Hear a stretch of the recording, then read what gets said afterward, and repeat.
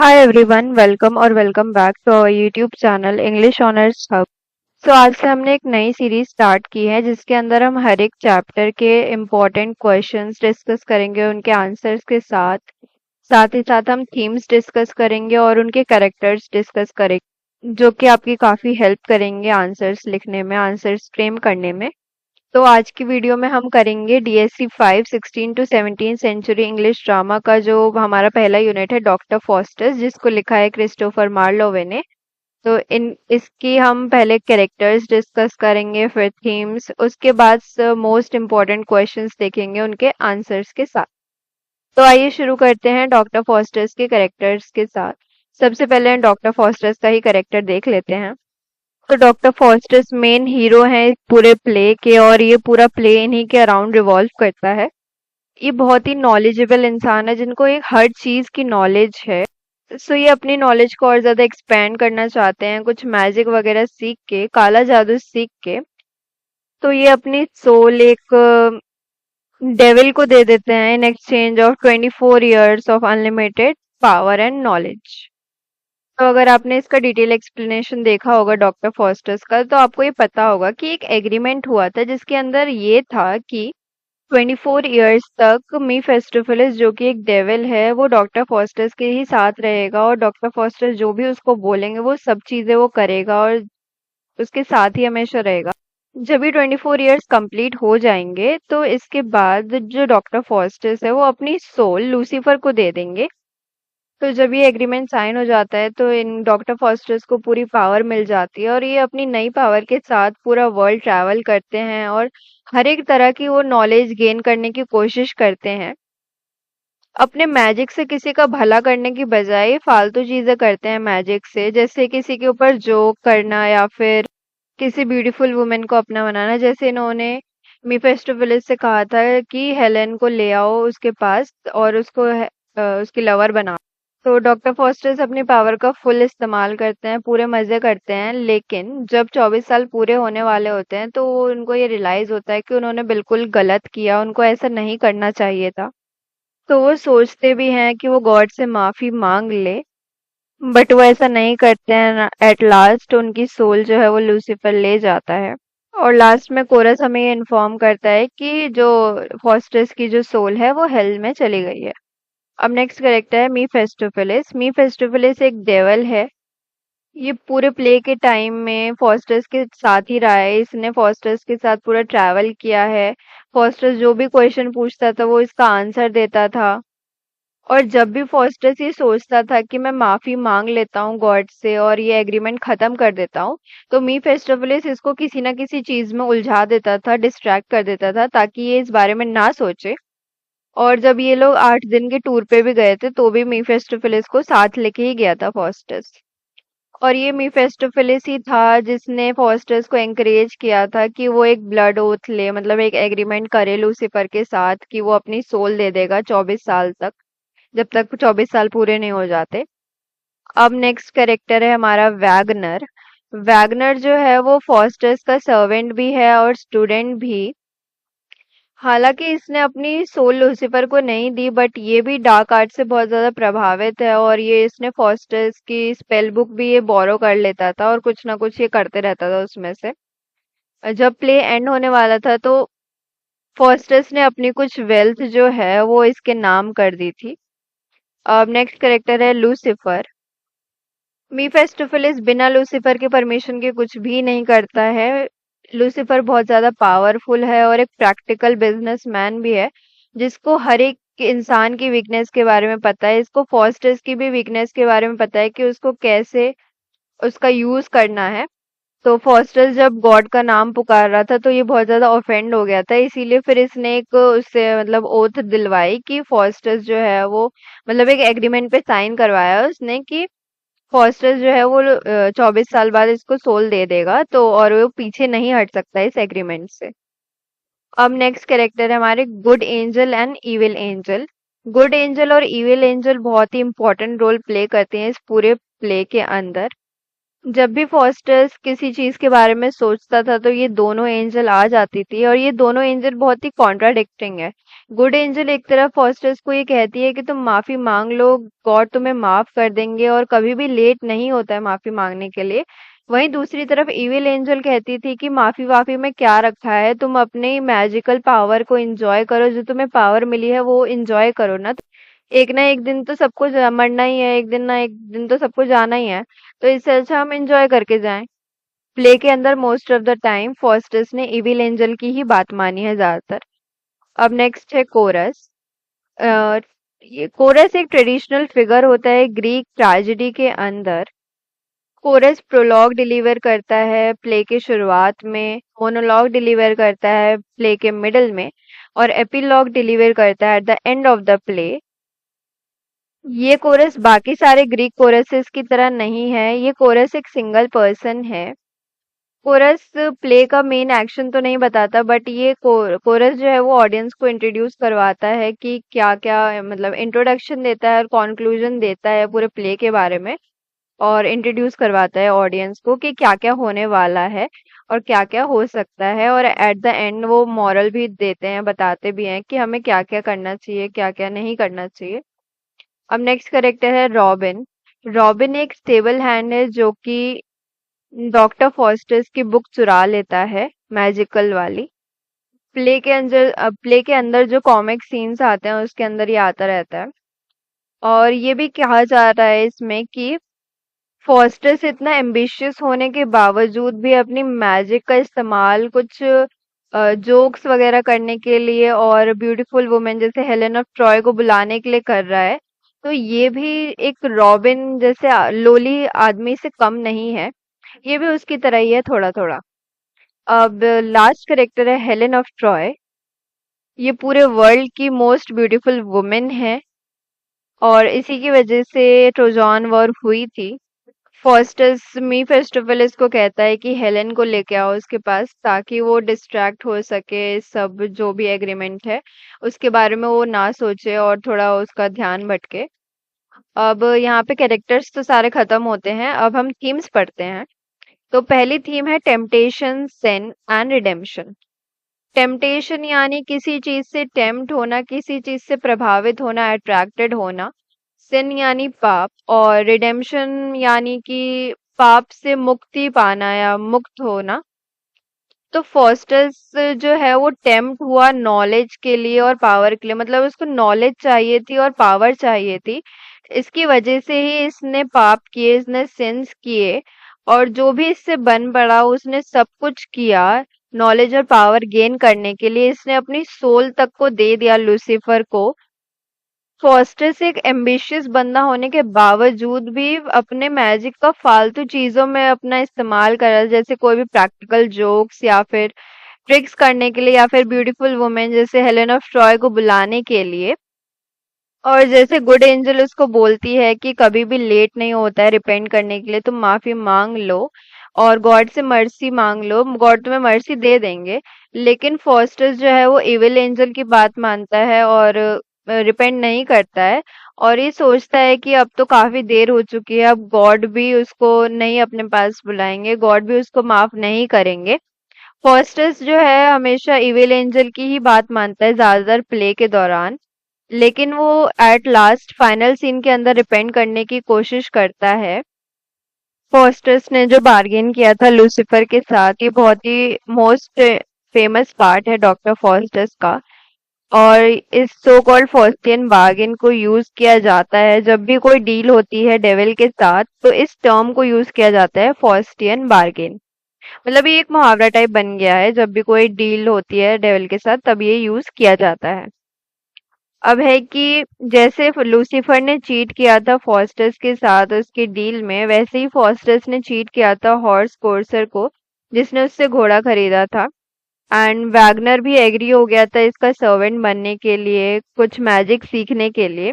ये deals in deals को हम एज ए एग्जाम्पल बता सकते हैं बार्गेन को दिखाने के लिए। और ये चीज दिखाता है कि बार्गेन बार्गेन करने से हम एक इंडिविजुअल जो है वो दूसरे इंडिविजुअल को एक्सप्लॉइट करने की कोशिश करता है। At the end of the play वो गॉड के साथ भी बार्गेन करने की कोशिश करता है और उनको कहता है कि मैं 100 या 100,000 साल भी हेल में रहने के लिए तैयार हूँ, बस मुझे माफ कर दो। अब नेक्स्ट थीम है रेनेसेंस इंडिविजुअल। मार्लोवे ने ये प्ले लिखा था इंग्लिश रेनेसा की एज में। उस समय के जो स्कॉलर्स थे वो ह्यूमन सब्जेक्ट के ऊपर स्टडी कर रहे थे। उस टाइम एजुकेशन बहुत ज्यादा फ्लरिश हो रही थी और हमारे सोसाइटी के अंदर बहुत ज्यादा सोशल चेंजेस आ रहे थे और लोग भी राइज अप हो रहे थे अपने हार्डवर्क और एम्बिशन के मदद से। उसी तरह से फॉस्टर्स के अंदर भी बहुत सारे चेंजेस आए हैं कि पहले वो बहुत ही एक अच्छा सेल्फ मेड बंदा था और ये बहुत एम्बिशियस था, बट बाद में उसकी ये जो एम्बिशियस थी और सेल्फ मेड मैन ये जो था इसके ये सेल्फिशनेस में कन्वर्ट हो गया और प्राइड में कन्वर्ट हो गया। जब इसने डील कर ली लूसीफर के साथ तो फॉस्टर्स के अंदर इतना ज्यादा प्राउड आ गया, इतना ज्यादा ये घमंडी हो गया कि इसको मतलब पता ही नहीं था कि ये कितना गलत कर रहा है। पता होते हुए भी ये इग्नोर कर रहा था उस चीज को कि ये कितना गलत है। इसके अंदर इंडिविजुअलिज्म की भावना बहुत ज्यादा आ गई थी, मतलब ये बहुत मैं कर रहा था, मतलब खुद के लिए इतना ज्यादा प्राइड आ गया था कि ये किसी और को देख ही नहीं सकता था इसके सामने। अब नेक्स्ट है नॉलेज ओवर विजडम। नॉलेज और विजडम के बीच में डिफरेंस होता है कि नॉलेज जो है वो एजुकेशन और एक्सपीरियंस के थ्रू आती है, लेकिन जो विजडम है यानी बुद्धि जो है वो इंसान के अंदर अपनी लाइफ को समझने से ही आती है, रिलेशनशिप्स को समझने से ही आती है। डॉक्टर फॉस्टर्स जो थे वो नॉलेज के लिए बिल्कुल पागल थे, उनको नॉलेज चाहिए थी। वो अपनी प्रीवियस नॉलेज से जो एजुकेशन से जो उनको नॉलेज मिली थी वो इससे बिल्कुल डिससेटिस्फाइड थे और उनको और जानना था बाकी सारी चीजों के बारे में। यही इनके लिए डाउनफॉल बना, मतलब इसी की वजह से उनकी लाइफ में डाउनफॉल आया और उन्होंने काला जादू जैसी चीजों में पड़े। अब नेक्स्ट थीम है हमारी गुड वर्सेस इविल। दो एंजल्स थी पूरे प्ले के दौरान, एक गुड एंजल थी एक इविल एंजल थी। गुड एंजल हमेशा फॉस्टर्स को ये कहती थी कि रिपेंट कर लो, माफी मांग लो, कभी देर नहीं होती, गॉड तुम्हें मर्सी दे देंगे। वहीं दूसरी तरफ होती है एक इविल एंजल जो कि फॉस्टर्स को बोलती है कि हाँ हाँ तुम सही कर रहे हो, डार्क मैजिक सीखना बहुत ही अच्छी बात है, तुम्हें नॉलेज मिलेगी, तुम्हें पावर मिलेगी, जो तुम चाहते हो तुम्हें वो मिलेगा। और फॉस्टर्स भी हमेशा इविल एंजल की बात मानता रहा और एट द एंड उसका ही डिस्ट्रक्शन हुआ। अब नेक्स्ट है इम्पोर्टेंट क्वेश्चंस एंड आंसर्स, हम पढ़ते हैं। तो पहला क्वेश्चन है, fosters pride propels him towards greatness and yet at the same time it also leads him to his damnation. Do you agree? तो इस क्वेश्चन का मतलब है कि फॉस्टर्स का प्राइड ही है जो उसको ग्रेटनेस की तरफ ले गया, बट उसी समय जो फॉस्टर्स का प्राइड है उसकी वजह से ही वो डैमनेशन की तरफ गया, उसी की वजह से वो बर्बादी की तरफ गया। तो क्या आप एग्री करते हैं इस बात से? तो हाँ, मैं इस बात से एग्री करती हूँ कि फॉस्टर्स का प्राइड एक सिग्निफिकेंट रोल प्ले करता है उसको ग्रेटनेस की तरफ ले जाने में भी और उसको डैमनेशन की तरफ भी। क्रिस्टोफर मार्लोवे का जो प्ले है डॉक्टर फॉस्टर्स, उसके अंदर जो करेक्टर है फॉस्टर्स, वो पावर और नॉलेज के लिए इतने ज्यादा उनके अंदर डिजायर थी कि और उनका जो प्राइड था और एम्बिशन था उसने पुश किया उन्हें कि वो डार्क आर्ट सीखे। और इसी वजह से उन्होंने डार्क आर्ट सीखने के लिए उन्होंने एक एग्रीमेंट कर लिया in exchange of 24 years of unlimited power and knowledge कि वो अपनी सोल दे देंगे लूसीफर को। फॉस्टर्स का जो प्राइड है वो इनिशियली तो उसको ग्रेटनेस की तरफ ले गया बिकॉज वो एक अच्छा मैजिशियन बन गया और उन्होंने एक अच्छी खासी पावर गेन कर ली। उन्होंने अपनी पावर का इस्तेमाल भी किया अच्छी तरीके से और एंजॉय भी किया अपनी पावर को। वहीं जो फॉस्टर्स का प्राइड है वो उनको डाउनफॉल की तरफ भी ले गया। वो अपने प्राइड में इतने ज्यादा अंधे हो गए कि उनको पता ही नहीं चला कि उनके एक्शंस की वजह से क्या क्या कॉन्सिक्वेंसेस हो सकते हैं, क्या क्या परिणाम हो सकते हैं अगर वो डील करते हैं डेविल के साथ अपनी सोल के एक्सचेंज में। तो जैसे जैसे प्ले आगे बढ़ता है तो फॉस्टर्स का प्राइड जो है वो एरोगेंस में कन्वर्ट हो जाता है। वो गुड एंजल की सभी बातों को इग्नोर कर देते हैं और वो ट्राई करते हैं कि जो उन्होंने एग्रीमेंट किया है डेविल के साथ वो डीले होते रहे डिले होते रहे। तो अगर इस पूरे आंसर को समरी में बताया जाए तो फॉस्टर्स का जो प्राइड है उसकी वजह से वो ग्रेटनेस की तरफ तो गया ही और उसने पावर नॉलेज गेन करी, बट उसी प्राइड की वजह से फिर वो बाद में एरोगेंस में चेंज हो गया और फिर उसने एक एग्रीमेंट कर लिया डेविल के साथ जिसकी वजह से वो डिस्ट्रक्शन की तरफ चला गया। तो अगर एग्जाम में भी ये क्वेश्चन आता है तो आपको ऐसे ही लिखना है। सबसे पहले इंट्रोडक्टरी पैराग्राफ लिखना है जो भी इस क्वेश्चन में पूछा गया है उसके बारे में। उसके बाद हमें एट एंड भी हमें पूरी मतलब at the end conclusion paragraph बताना है। अब नेक्स्ट क्वेश्चन की तरफ बढ़ते हैं। First soliloquy is followed by the appearance of good angel and bad angel. Do you think this pattern has any significance for the plot or character? तो आप इस क्वेश्चन का आंसर पहले बताएंगे कि yes the pattern of first soliloquy followed by the appearance of good angel, जो भी है वो सब बताएंगे।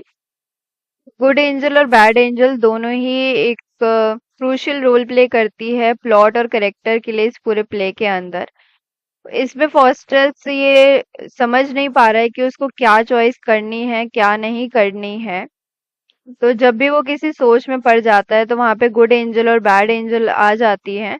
गुड एंजल उसको अच्छी अच्छी चीजें बोलती हैं कि तुम रिपेंट कर लो, रिडेम्पशन कर लो, पाप से मुक्त हो जाओ और इस सिंफुल पाथ पर मत जाओ। लेकिन बैड एंजल उसको दूसरी तरफ कहती है कि तुम बिल्कुल सही कर रहे हो और जो तुम कर रहे हो उसके साथ ही वही करते रहो। फिर उसके बाद ये जो पूरा पैटर्न है गुड एंजल बैड एंजल का आना जब भी फॉस्टर्स को सोचेगा, ये पूरे प्लॉट के दौरान ये चलता रहा। जब जब भी गुड एंजल और बैड एंजल की एंट्री हुई है वो एक टर्निंग पॉइंट रहा है पूरे नैरेटिव के अंदर और वो फॉस्टर्स के डिसीजन मेकिंग प्रोसेस को भी दिखाता है और जो एट द एंड उसको डाउनफॉल की तरफ ही ले गया था। अगर इस पूरे आंसर की समरी बताएं तो गुड एंजल बैड एंजल बहुत ही सिग्निफिकेंट है पूरे इस प्ले के कैरेक्टर और प्लॉट के लिए और ये सिंबलाइज करता है फॉस्टर्स के इंटरनल स्ट्रगल को और मॉरल डिलेमा को दिखाता है जो भी उसने फेस किया है।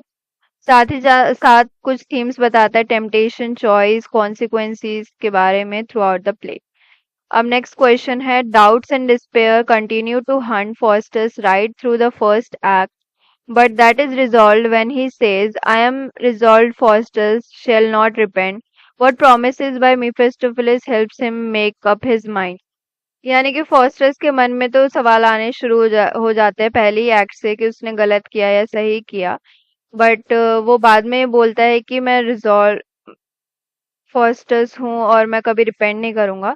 और क्या प्रोमिसेस थे जो मीफेस्टोफिलिस ने किए थे। तो फर्स्ट एक्ट के अंदर क्रिस्टोफर मार्लोवे के प्ले डॉक्टर फॉस्टर्स के अंदर फॉस्टर्स को डाउट आते हैं कि उसने सही किया या नहीं किया डेविल के साथ जो उसने एग्रीमेंट किया है। मीफेस्टोफिलिस कुछ प्रोमिसेस करता है फॉस्टर्स से जिसकी वजह से फिर फॉस्टर्स अपना मन बना लेता है कि मैं रिपेंट नहीं करूंगा गॉड को।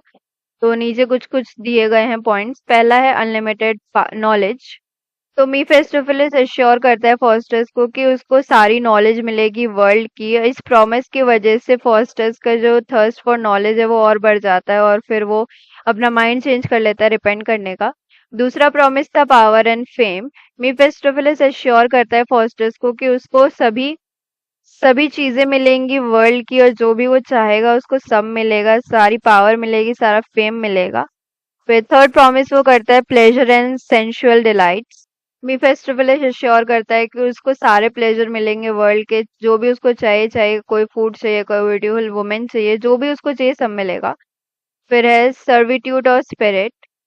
मीफेस्टोफिलिस गारंटी करता है फॉस्टर्स को कि उसको सभी पावरफुल स्पिरिट उसको सर्व करेगी और उसकी सर्विस में हमेशा रहेंगे। तो इन सब प्रोमिसेस की वजह से ही जो फॉस्टर्स है वो अपना मन बना लेता है कि गॉड से डिपेंड नहीं करेगा और सोचता है कि उसने जो भी डिसीजन लिया था एग्रीमेंट का वो सही लिया था। अब क्वेश्चन 4 की तरफ बढ़ते हैं। क्या आपको लगता है कि फॉस्टर्स ने जो भी अपने पावर का इस्तेमाल किया था क्या वो सही है उसके एम्बिशन से जो कि एक्ट 1 में दिखाया गया था? क्या ये फॉस्टर्स को एक लेसर मैन बना देता है?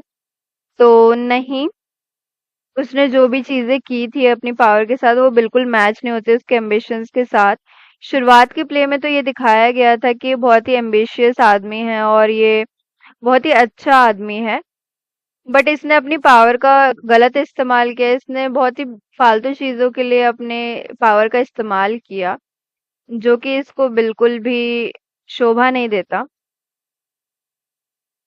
ये वाला पीडीएफ आपको हमारे टेलीग्राम चैनल पे मिल जाएगा, तो इसको जरूर से ज्वाइन कर ले ताकि आप बाद में इसको पढ़ सके आराम से।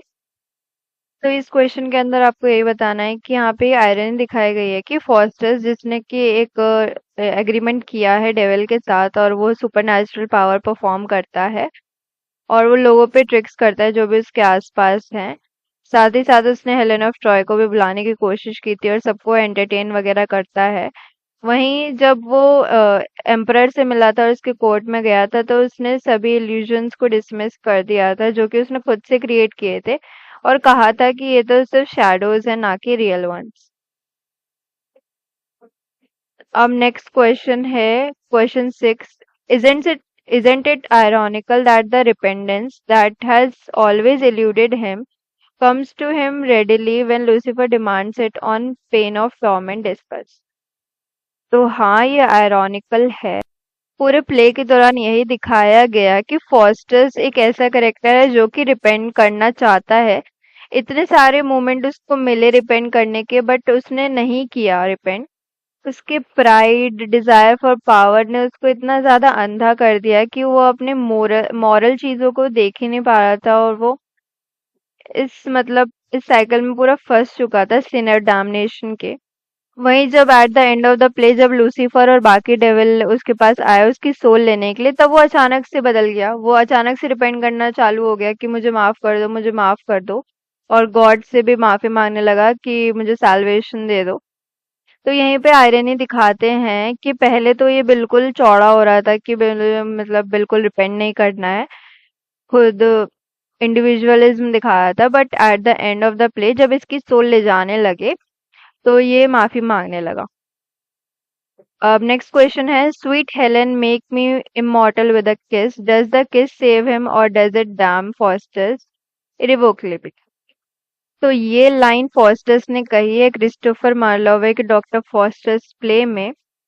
अ, जब वो हेलेन ऑफ ट्रॉय को बुलाता है उसकी ब्यूटी की वजह से, और कि वो फॉस्टर्स ये किस चाहता है ताकि वो अपना थोड़ा ध्यान भटका सके इस डील से। ये किस उसको उसकी सोल ले जाने से तो नहीं बचा सकती, बस उसका ध्यान भटका सकती है थोड़े टाइम के लिए। अब आगे बढ़ते हैं। Next question, discuss the role of chorus in the play. Chorus का क्या रोल है प्ले के अंदर? तो कोरस जो है क्रिस्टोफर मार्लोवे के प्ले डॉक्टर फॉस्टस में इनका एक इम्पोर्टेंट रोल है। कोरस एक ग्रुप ऑफ एक्टर्स होते हैं जो कि ऑडियंस को डायरेक्टली एड्रेस करते हैं और उनको बताते हैं क्या टोन है इस पूरे प्ले की, और पूरी स्टोरी टेलिंग उनको बताते हैं। पहला ये काम करता है एक्सपोजिशन एंड बैकग्राउंड। तो कोरस जो है एक नरेटर की तरह काम करते हैं और पूरी इन्फॉर्मेशन देते हैं बैकग्राउंड के बारे में और जो भी इवेंट्स होने वाले हैं स्टोरी के अंदर। मॉरल कमेंट्री, ये पूरा कमेंट्री करते हैं क्या क्या ये हो रहा है प्ले के अंदर। Four shadowing and dramatic tension, ये फ्यूचर इवेंट्स के बारे में थोड़ा थोड़ा आइडिया दे देते हैं ताकि जो है मतलब एक ड्रामेटिक टेंशन क्रिएट हो जाए और सस्पेंस बढ़े प्ले के अंदर। रिफ्लेक्टिंग ऑन ह्यूमैनिटी, कोरस जो है वो थीम्स के बारे में भी बताते रहता है इस प्ले के। फिर सिंबॉलिक रिप्रेजेंटेशन, कोरस जो है वो सिंबॉलिकली रिप्रेजेंट करता है ऑडियंस को। ये सभी सेंटिमेंट्स, फियर्स, इन सब को रेज करते हैं पूरे प्ले के अंदर। अब नेक्स्ट क्वेश्चन है, what do doctor fosters and Lucifer have in common? Doctor fosters और लूसीफर के बीच में क्या कॉमन चीजें हैं? पहली कॉमन चीज है डिजायर फॉर पावर, दोनों ही पावर चाहते थे। फिर नेक्स्ट है रेबिलियन एंड डिफायंस, दोनों कैरेक्टर का रेबिलियस एंड डिफेंट नेचर है। फॉस्टर्स जो था वो रेबल कर रहा है अगेंस्ट सोशल नॉर्म्स और रिलीजियस कंस्ट्रेंट्स बाय मतलब नॉलेज को परस्यू करके। वहीं दूसरी तरफ लूसीफर जो कि एक फॉलन एंजल है वो रेबल कर रहा है गॉड की अथॉरिटी के अगेंस्ट। नेक्स्ट कॉमन चीज है टेम्पटेशन एंड डिसेप्शन। मीफेस्टोफिलिस जो प्रोमिसेस करता है फॉस्टर्स को कि तुम्हें वेल्थ मिलेगी, पावर मिलेगी, नॉलेज मिलेगी, उससे फॉस्टस टेम्प्ट हो जाता है और लूसीफर भी फॉस्टस को टेम्प्ट कर लेता है वर्ल्डली डिजायर्स और पावर का लालच देके, जो एट लास्ट उसको डैमनेशन की तरफ ले जाता है। नेक्स्ट है प्राइड एंड ह्यूब्रिस।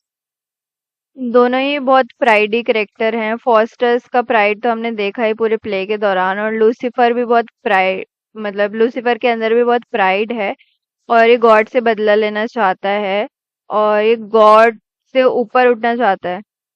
नेक्स्ट है ट्रैजिक नेचर। दोनों ही करेक्टर ट्रैजिक नेचर शो करते हैं। ये इम्पोर्टेंट है कि ये नोट करना इम्पोर्टेंट है कि फॉस्टस और लूसीफर के बीच में काफी सिमिलैरिटीज तो हैं बट थोड़े डिफरेंसेस भी हैं। जैसे फॉस्टस एक ह्यूमन है, बल्कि जो लूसीफर है वो एक फॉलन एंजल है। अब नेक्स्ट क्वेश्चन है, does doctor Faustus finally repent? क्या डॉक्टर फॉस्टस ने आखिरी में रिपेंट किया कि नहीं किया? पूरे प्ले के दौरान फॉस्टर्स को बहुत सारी अपॉर्चुनिटीज मिली कि वो रिपेंट कर ले और गॉड से माफी मांग ले। गुड एंजल भी उसको एंकरेज करती रही कि तुम माफी मांग लो, और बीच में एक ओल्ड मैन भी आए थे जिसने उसको बोला था कि तुम रिपेंट कर लो, माफी मांग लो, गॉड बहुत अच्छे हैं, गॉड का दिल बहुत बड़ा है, वो तुम्हें माफ कर देंगे। लेकिन फॉस्टर्स तो थे, उन्होंने एविल एंजल की बात मानी और अपने प्राइड की वजह से उन्होंने माफी नहीं मांगी। But at the end of the play आते आते जब वो लूसीफर और बाकी डेविल उसकी सोल ले जाने लगे, तब उसको ये रियलाइज हुआ कि मेरे से कितनी बड़ी गलती हो गई, और फिर वो एट द एंड वो माफी मांगने लगे गॉड से कि मुझे माफ कर दो। और फिर बाद में वो बार्गेन भी करते हैं गॉड से कि मुझे 100 या 100,000 साल के लिए हेल में डाल दो, लेकिन मुझे माफ कर दो। लेकिन होना क्या था, उनको माफी नहीं मिली और फिर जो लूसीफर है वो उसको हेल ले गए। अब लास्ट क्वेश्चन है, is doctor fosters a morality play और अ ट्रेजेडी और a little bit of both? क्या डॉक्टर फॉस्टर्स एक मोरालिटी प्ले है, क्या ये ट्रेजेडी है, या फिर दोनों है? तो तो जो प्ले है डॉक्टर फॉस्टर्स, इसके अंदर मोरालिटी प्ले वाली भी चीजें हैं और ट्रेजेडी वाली भी। तो मोरालिटी वाली क्या है इसके अंदर, जैसे कि मॉरल चॉइसेस के एक्सप्लोरेशन और कॉन्सिक्वेंसेस ऑफ सिन, ये सब चीजें मोरालिटी प्ले के अंदर देखी जाती है, जो कि इस प्ले के अंदर भी हमने देखा। और ये एक ट्रेजेडी भी है क्योंकि यहाँ पे ट्रैजिक हीरो जो कि डॉक्टर फॉस्टर से उनका डाउनफॉल दिखाया गया है। तो इसमें मोरालिटी प्ले के एलिमेंट्स लिखे हैं और ट्रैजिक प्ले के लिखे हैं। इस प्ले के अंदर कुछ मोरल क्वेश्चन रेज होते हैं about good and evil, salvation, damnation, इन सब के बारे में। ट्रैजिक हीरो एंड डाउनफॉल, जो करेक्टर है डॉक्टर फॉस्टर्स का वो एक ट्रैजिक हीरो वाला कैरेक्टर है और इनका बाद में डाउनफॉल भी हो जाता है। कॉन्फ्लिक्टिंग एंड इंटरनल स्ट्रगल, जैसे कि ट्रेजेडी के अंदर होता है, डॉक्टर फॉस्टर्स भी अपने अपने आप से लड़ रहे हैं कि उनको क्या करना चाहिए अपनी लाइफ में, क्या उनके लिए सही है, क्या उनके लिए सही नहीं है। नेक्स्ट है कैथारसिस। कैथारसिस मतलब होता है कि पिटी एंड फियर की जो फीलिंग है उसको एरोज करना ऑडियंस के मन में। तो इस प्ले को पढ़ने के बाद भी लोगों के मन में ये फीलिंग आई तो कैथारसिस भी दिखाई देता है। डॉक्टर फॉस्टर्स के अंदर दोनों ही प्ले के एलिमेंट्स थे, मोरालिटी प्ले के भी थे, ट्रेजेडी के भी थे। ये पूरा पीडीएफ आपको हमारे टेलीग्राम चैनल पे मिल जाएगा, तो आपको जरूर से ज्वाइन कर ले।